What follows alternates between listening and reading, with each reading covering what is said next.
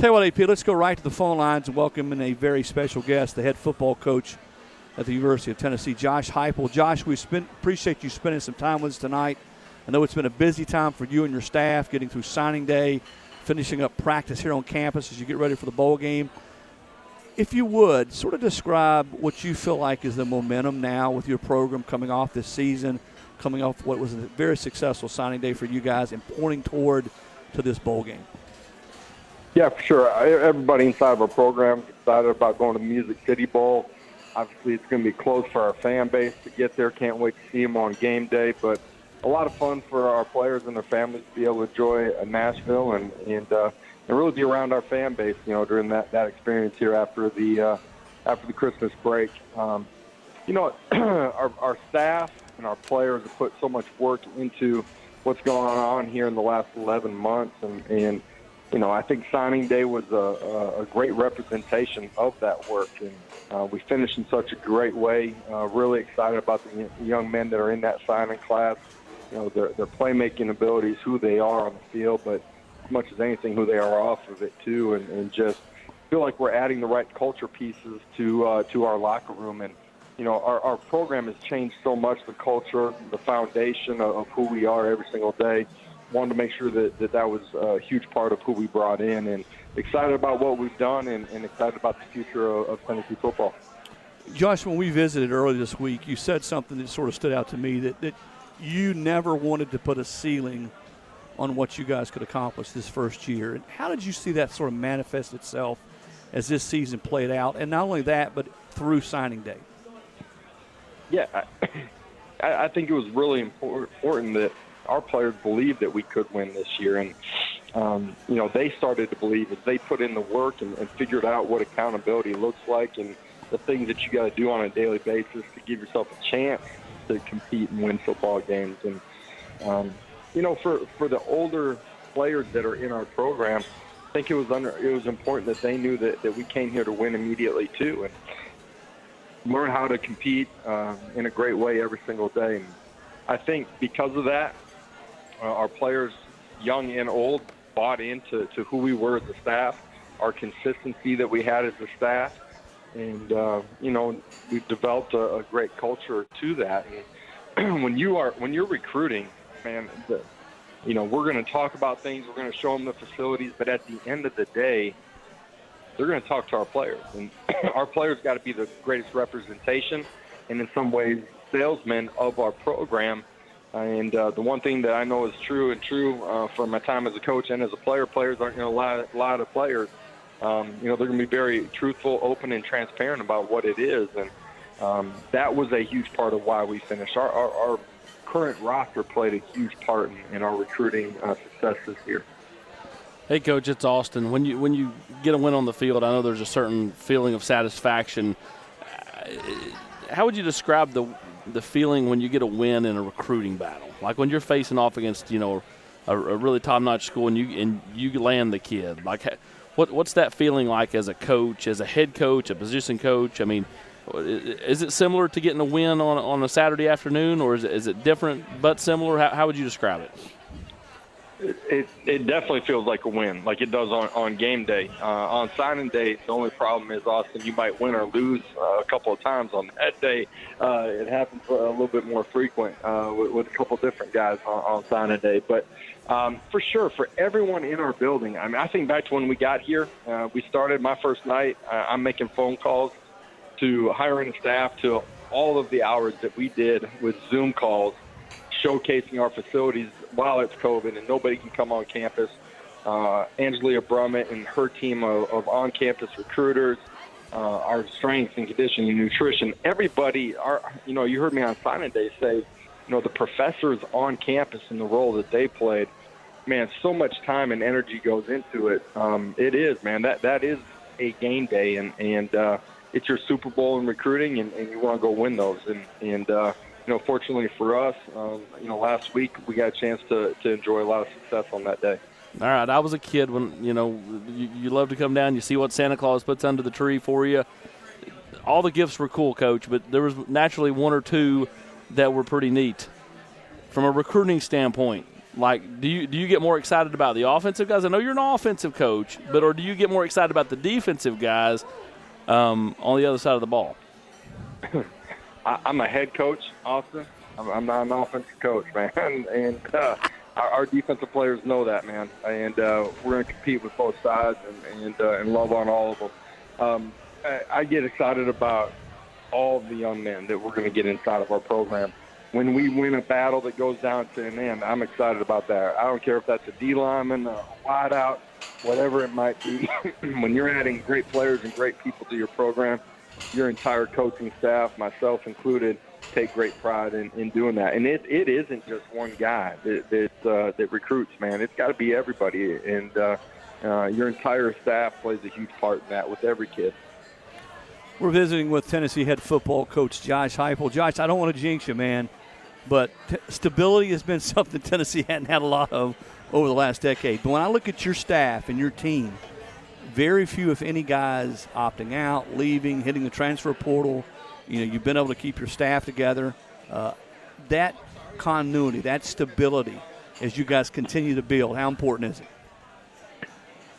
Yeah, stability inside of your program is ultra critical to your long-term success. I think you try to build a great culture that players want to be inside of the building, want to be there. You build a great culture for your staff, but they want to be inside the building, and their wives and families are a part of it too. Truly are a part of it, and at the same time, for your staff, you want them to continue to grow. You want coordinators to become head coaches.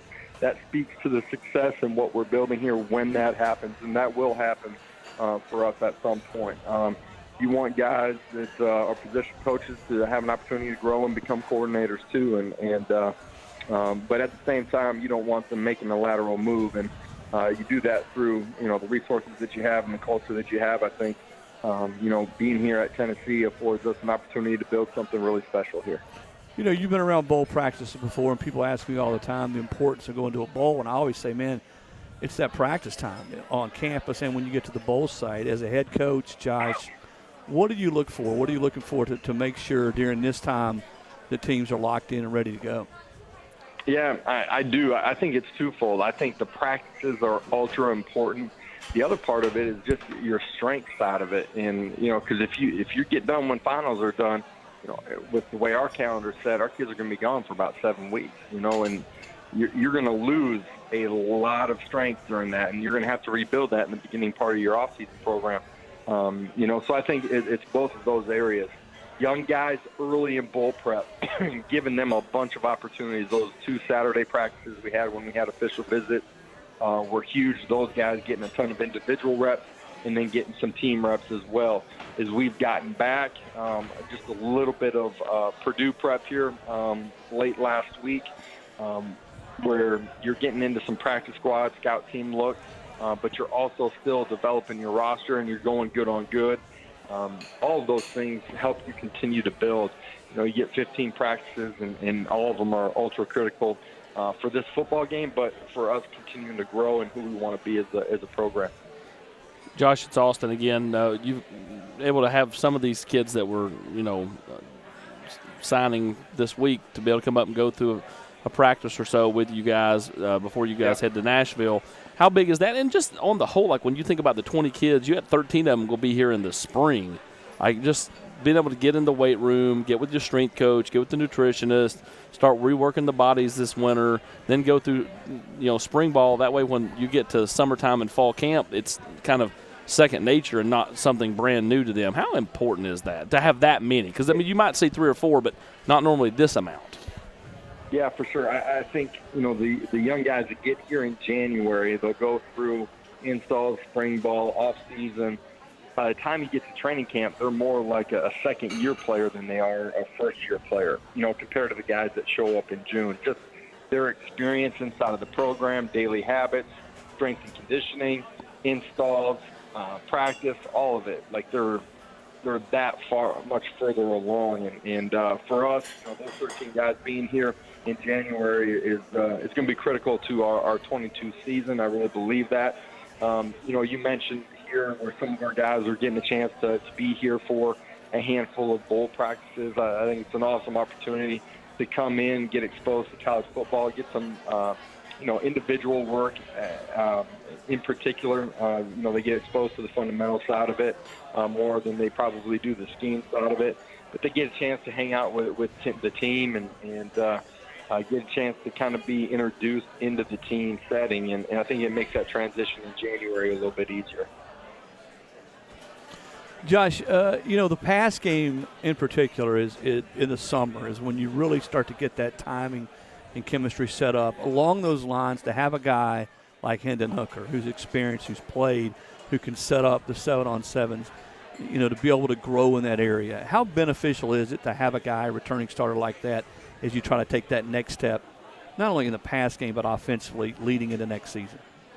Yeah, for him, huge. He's going to get an entire offseason, true quarterback development time, not just our scheme, but just what we call QB school, going through and learning football and learning defenses and protections. And I think that development will be huge for him. There's some things fundamentally we continue to improve on with him, which will help elevate his game.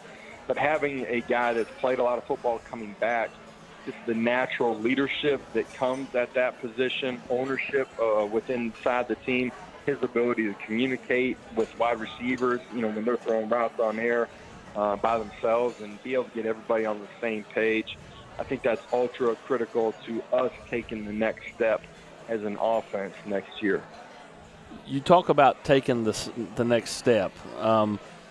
Do you think that just having the same group of coaches this first year, I'm sure it feels like it's been a whirlwind. I mean, think about all the stuff that's happened just since you got here. You know what I mean? Like, I know it never truly slows down, but I think it's got to naturally, the speed of the game, you adjust to it in year two as a coaching staff because you just become more routine with everything. How much do you feel like that helps? Just kind of settling down and you kind of know, okay, these are the dates, this is what we got to do, instead of just kind of thrill a minute like you were the first 2 months you were here. Well, the first year, and really it's about 10.5 months at this point, really beginning of February. It feels like 5 years because of the work capacity and just fever pitch that we were running at. And at the same time, it feels like it was a couple of weeks ago. It's just gone fast, and love being with this group.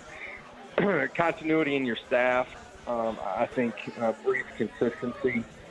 You always restart the following semester in January. You got to start rebuilding and not take anything for granted.